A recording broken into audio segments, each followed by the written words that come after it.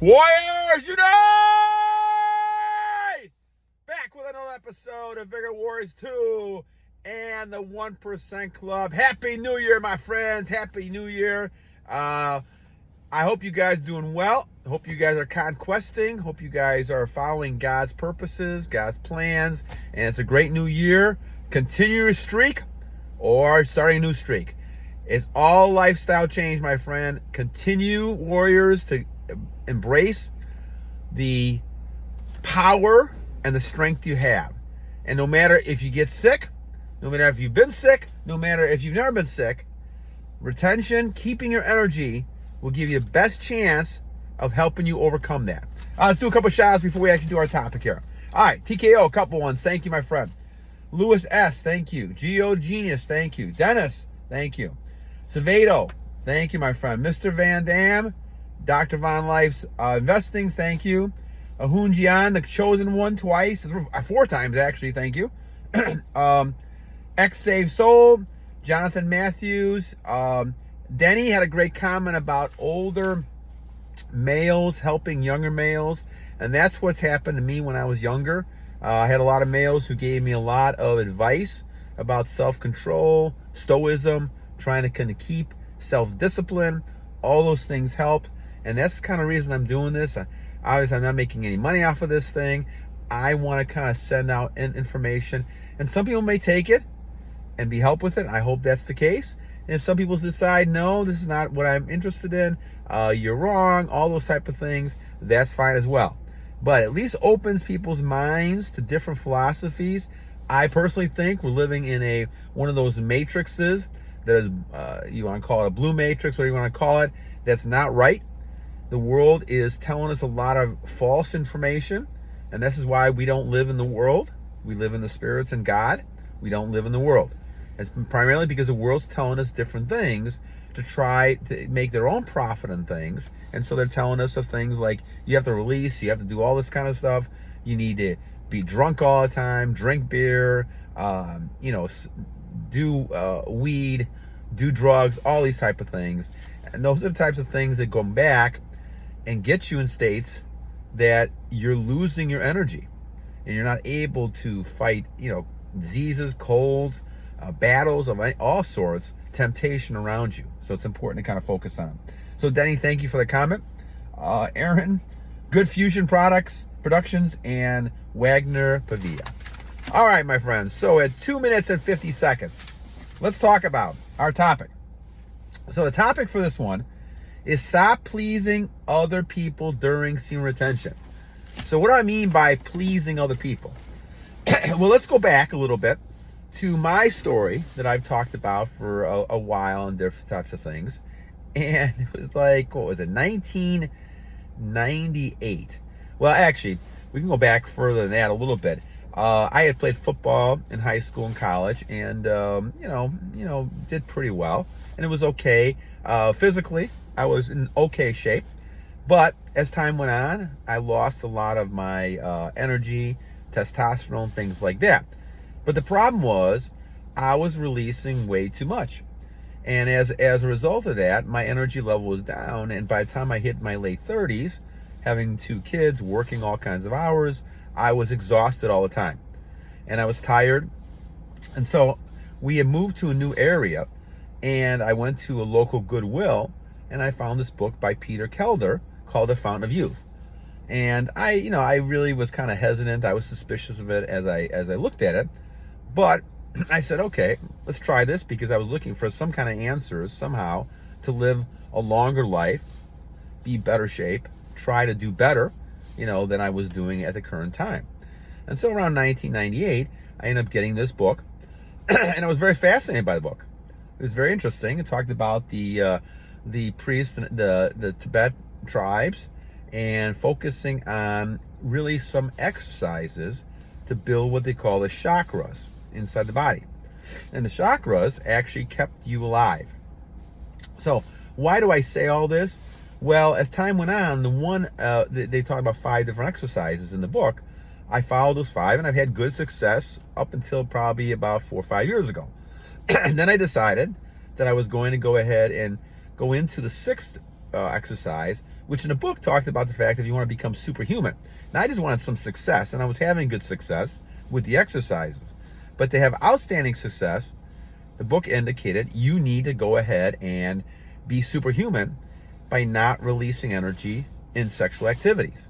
So that obviously includes looking at pictures, but it also includes with women in any woman you're with. So I decided when COVID hit that this is what I was going to try to do. I was 57, 58 years old, and I said, I have no other, way to couch this. I'm going to take a chance. If it doesn't work out, like a lot of doctors say that you're going to get, in trouble if you don't release, 3-4 times a week or a month, whatever it might be. I know that all of a sudden you're not going to be healthy. So I said, the heck with that. I'm going to try that. And so I've had tremendous success up over the years, the last 4 or 5 years, especially over the last, 3 years we're talking about. So it's almost like 1,200 days or something like that. And part of the issue is that you're keeping that energy inside of you. So no matter what's happening around you, you can go ahead and say, okay, I have a lot of strength. And especially at these type of times when the, cold season comes in, you got people, and I've been, I haven't actually been out of work or, that type of sickness in a long time. I'll get a little cold here and there, but I understand what I've noticed is that the benefits are so good that you overcome those pretty fast and you're able to do your things. And you're not bedridden for a while. And being 62 years old, obviously, my level of testosterone is not the same as a lot of young guys, so I have to kind of keep an eye on that. But what I've noticed then is that a lot of things that the experts, so-called experts, are telling you are wrong. Now, why do I say all this? Well, the reason I say all this, my friends, is the fact that you have to stop trying to please other people.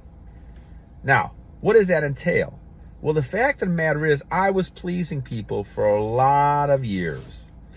And, whether it was women, whether it was bosses, whether it was, society in general, peers around you, we are a society that runs like sheep. And a lot of times what happens is that the sheep tend to go in a wrong direction because it's following one thing, one idea. And every new pop culture thing that comes around, people follow. Whether you're talking about having a sin to God or not, it doesn't matter. Now, as this has happened, I've become a lot more stronger in my connection with the Lord. So now it's a little bit easier not to fall into temptation. And I kind of laugh when I watch TV or I watch something on the internet, and it's just so comical because these people are really trying to sell something or get people to do something for their own profit. But the sad thing about it is most people will fall into that because they don't react to the situation. They react emotionally to a need that they think they want. So a lot of people think that having money is going to go ahead and, be happy. Or buying this Lexus on Christmas Day is going to make you happy. Those type of things are the underlying assumption a lot of commercials, a lot of things bring to the table. And really, in reality, warriors, that is not. That's the furthest thing from the truth. Again, this blue matrix we're talking about talks about the fact that if you drink, if you do drugs, if you spend your money and buy all these type of things, this is going to make you happy inside. And we know that's not the case.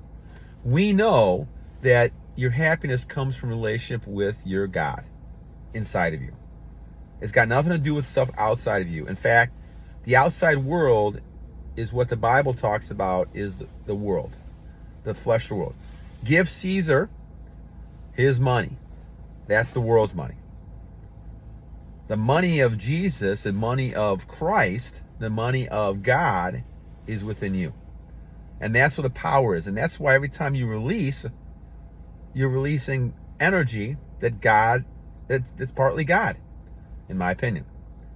And so, unless you're procreating, every time you release, you're giving up some of your relationship with God, in my opinion. Now, I know it's a far stretch from some of you guys thinking about this, but I give some thought to that. So, as you're trying to please other people, you're not pleasing the Lord. And the whole idea to make you strong is to go ahead and say, I am not living in this world. Yes, obviously physically you're in this world, but spiritually you're not.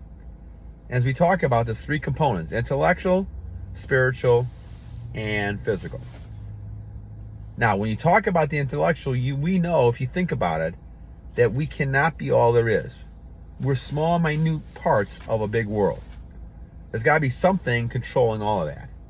And so intellectually, you should know that, if you're not going to try to fool yourself. Spiritually, you do know that, because any kind of text you talk about talks about the spiritual aspect of things compared to the physical. And the physical is only one aspect of it. The spiritual is the other aspect of it. So, we talk about the spiritual. The spiritual is something that is inside of you. And the word enthusiasm, you go back to the Greek word, talks about God within you. That energy within you. That strength you have. And that comes from retention. That comes from discipline. You're not giving up your energy every day. You're not doing that. You're holding on to your energy. You're holding on to your energy to use it for a lot of possible reasons. And so this is why it's important not to please other people. You don't want to go ahead and just fall for everything that's coming along.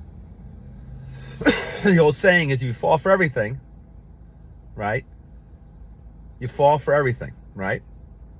The old saying is if you don't have any values, you don't have a strength to your values, you're going to fall for everything. And that's the key. All right, guys, I'm going to let you go. I'm running some errands here, but I want to kind of, once again, Happy New Year, everybody. Hope you guys are doing well. Hope you guys are focusing on God and purposes. Remember, there's always two things I say. One, every day is a new day to a great warrior. And number two, guys, remember to battle